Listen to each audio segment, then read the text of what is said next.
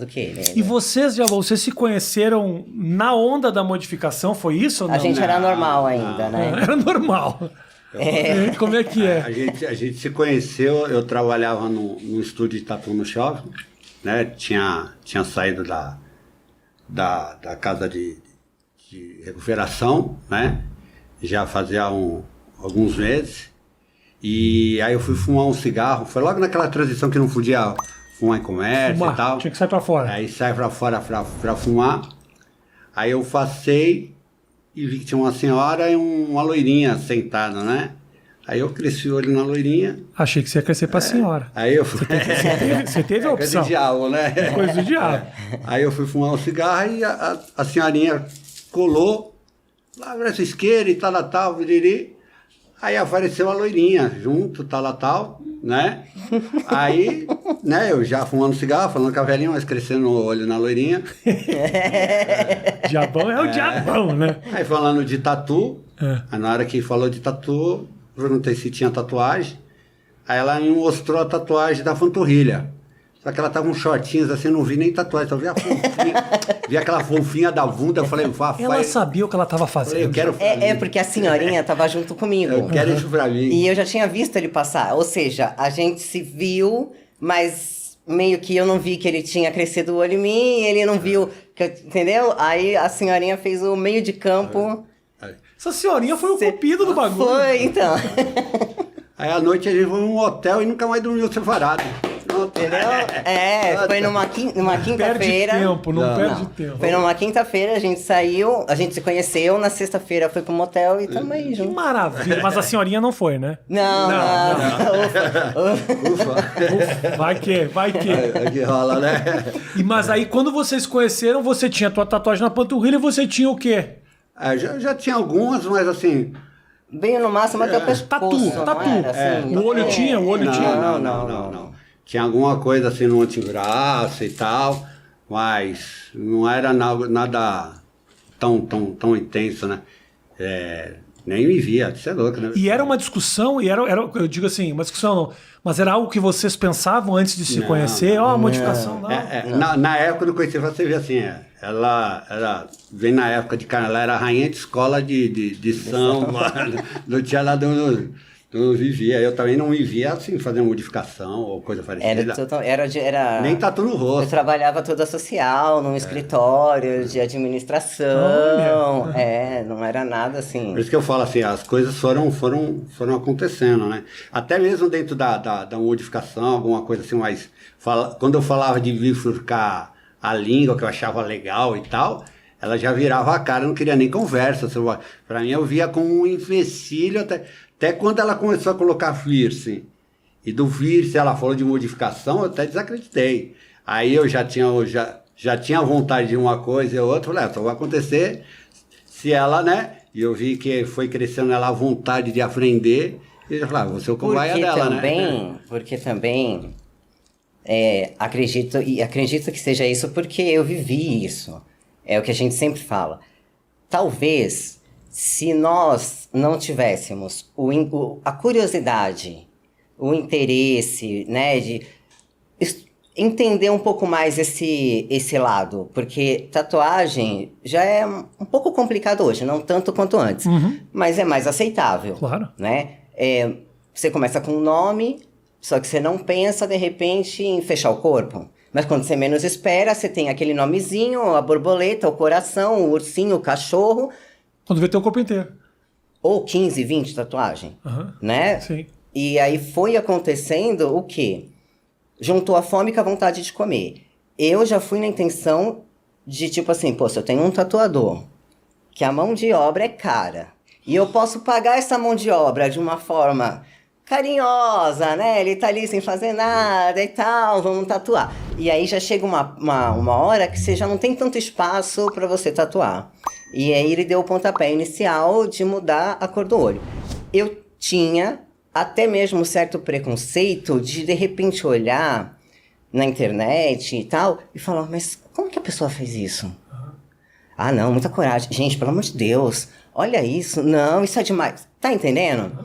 Porque para mim realmente não era algo que eu buscava informação e que tinha curiosidade de entender aquilo e até mesmo cultural. Tem coisas assim, as carnificações e tal, vem de lá atrás, né? A suspensão corporal vem de décadas lá atrás. Vocês já fizeram suspensão? Não, mas a gente quer fazer. Programando.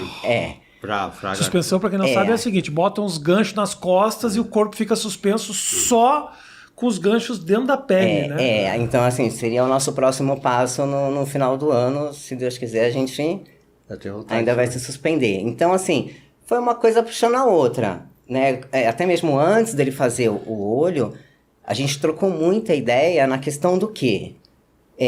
Você vai conseguir me olhar? Você vai ter essa aversão, porque... mas você já me conheceu assim, vai ter que... Não, com a gente não é dessa forma. Né? Não vou fazer algo que de repente vai prejudicar o nosso relacionamento, ou você vai me olhar de uma certa forma, não é? Entendeu? Então, a gente conversou muito, então foi tudo amadurecendo. Vocês são muito parceiros, né? Então eu não faço nada, mesmo que talvez eu queira, né? Algo assim, eu falo, o que você acha? A mesma coisa é ele. Teve algo que você falou que você queria fazer, que ele falou, não, isso não. Por exemplo, assim, a gente não tem limite, assim, de não quero que você faça. Mas é uma de estética, acho que não vai ficar legal. Acho que não vai combinar, ou então, você não acha que é muito perigoso, ou um risco desnecessário? Por exemplo, assim, arrancar a costela. Né? Eu fiz a lipoaspiração porque não tem como arrancar a costela aqui no Brasil, mas se desse eu arrancava 30 mil costelas para ficar com a cintura menor, para buscar ficar mais idêntica ao personagem que eu quero. E aí ele... Que é qual? Daquelas diabinhas que você entra no Google, as mulheres com cinturinha desse tamanho e Engraçado porque o tirar a costela parece... É extremo, obviamente, mas é um procedimento que se faz mesmo. Faz. Assim. Artista já fez. Isso, faz. Então, assim... Acho que aqui é só Venezuela, né? Venezuela, acho. E ele mesmo fala, Carol, mas não é arriscado? Não é, assim, de repente... Então, a gente tenta ver de uma maneira junto... entrar num bom senso. Para ele fazer o olho, foi algo assim que nem eu falei, eu não posso te garantir, ainda falei isso, que eu não vou me assustar. Porque eu nunca convivi com pessoas que tenha esse tipo de modificação. Já convivi com pessoas extremamente tatuadas. Mas de lá pra cá também, muita coisa mudou em Quanto tempo faz isso, Diego? Ao todo ali, acho que 5 anos, né? Foi. Então eu falo assim... Quando fala de modificação, né? É um órgão muito louco que eu vejo assim, eu me sinto com uma modificação interna já há muito tempo, né? E de vários sentidos, né? Quando eu não tinha tanta tatuagem ou tanta modificação ou aparência que eu tenho hoje. Por que eu dou a preferência de ser chamado de Diavão do que até Michel? Quando você chega e falou, qual o seu nome? O meu temor era você me chama de Michel. Não. Sabe por quê? Porque eu não me vejo essa pessoa. Porque o Michel, ele era um cara que traía. O Michel, ele era um cara desonesto. O Diavão, não. Entendeu? Então, assim, eu já vim trabalhando isso. E até mesmo na modificação. A Carol era uma pessoa muito mais preconceituosa. Racista. Você entendeu? Então, homofóbico.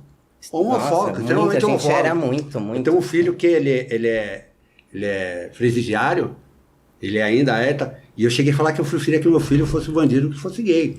Então, assim, o meu sofrimento, que eu tive alguns preconceitos, tal. Então, assim, a minha modificação também não é só externa, né? Então, assim, sou satisfeito com esse meu externo, mas eu não vou mentir, eu tenho muito orgulho de ser quem eu sou hoje. Você tá entendendo? Porque eu consigo identificar e olhar ali e ver essa modificação interna. Então, assim, quando fala de como que a gente era...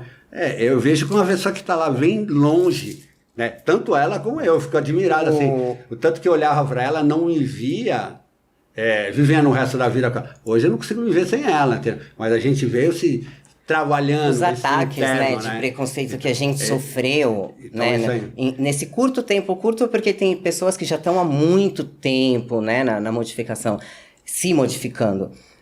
Acho que os ataques preconceituosos que a gente sofreu trabalhou o nosso eu interior para que realmente não fosse só estética, só o nosso estereótipo, e sim dentro, né? Hoje a gente tem amigos homossexuais que eu não me canso de falar, que eu tenho o maior orgulho de encontrar na rua, trocar ideia, e sinto vergonha das coisas que já fiz, das coisas que falei e de quem eu fui. Com certeza. Porque, graças a Deus, assim... Graças a Deus, nossa, que... a gente teve que sofrer, né, entre aspas, para entender que, poxa vida... Se colocar no lugar... Que pobreza, né? Que pobreza de espírito, mas... Por que ele sim, eu não, ele não, eu sim, enfim... Então, para vocês, o processo de modificação ele é muito mais do que físico. Mas isso é um pouco querer esquecer quem você era antes? Mas acho que não foi nem intencional, mas veio acontecendo, né? Veio acontecendo, e como coisas acontecem na vida, você tem a oportunidade de justificar, de transferir, e não ver com aquilo como uma oportunidade de crescer, de evoluir. Então não era algo que você fala... Eu não quero mais olhar no espelho e ver o Michel, no caso. Não, assim, com certeza, por exemplo, em qualquer área que você for, você vai ver ali os psicólogos falando que alguma coisa ali, né? Que de repente meu pai me molestava e qualquer outra coisa. Que o excesso é a falta de alguma coisa.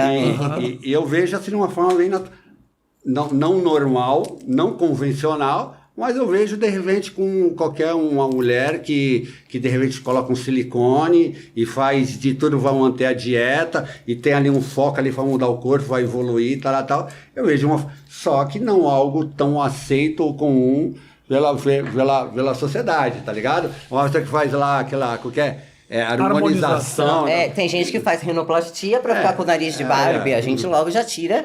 E resolve. É justo. Uns colocam, outros tiram. Ou a pessoa chega e fala assim, o importante é o interior e tal. Não, mas eu falo, até parece que você está falando que eu sou feio. Eu olho, você fala, caraca, você é um bonitão, cara. Eu olho, você não me acha malidão, então vai que vai. Entendeu? Mas aí, uma pergunta que é uma curiosidade que eu tenho. Rola de tipo, obviamente quando a Carol não tá por perto, de uma mulherada chegar e falar... Mas não é louca. Não tem, mas... Te arranca o nariz. Faz a passagem pro pé junto em 2 palinhos. Mas, por exemplo, acho que é mais o que eu mais tenho hoje, acho que é os meninos querendo do que... Se eu fosse gay, eu ia queimar a rosca até umas horas. Porque, que beleza. Que tem de gente chamando lá e tal, vai ter que dar umas cortadas. Mas teve um caso em especial que ele tem uma jaca muito bonita, né? Aí ele tava na rua... Uma jaca seria? O bumbum, assim. O bumbum. Invejável, né? Okay. Invejável. E aí passou uma mulher e gritou... Eita! Como que ela falou? Que bumbum bonito, hein? Com todo respeito, hein, amigo? Mas assim... O Diabão, nenhum. Tirou o nariz, tirou a orelha. Não, tira o bumbum, que esse tá fazendo sucesso. Esse faz sucesso. Esse... Pelo amor de Deus.